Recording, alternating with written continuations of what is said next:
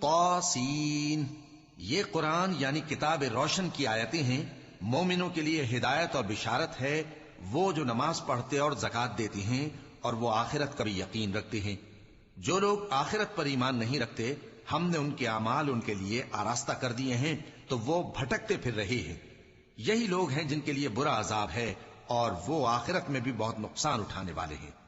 اور تم کو یہ قرآن اس حکیم و علیم کی طرف سے عطا کیا جاتا ہے۔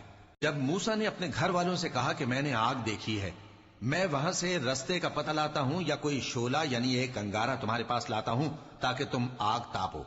جب موسیٰ اس کے پاس آئے تو ندا آئی کہ وہ جو آگ میں تجلی دکھاتا ہے بابرکت ہے، اور وہ جو آگ کے ارد گرد ہے، اور اللہ جو تمام عالم کا پروردگار ہے پاک ہے۔ اے موسیٰ، میں اللہ ہوں، عزت والا، حکمت والا، اور اپنی لاٹھی ڈال دو۔ سو جب اسے دیکھا تو اس طرح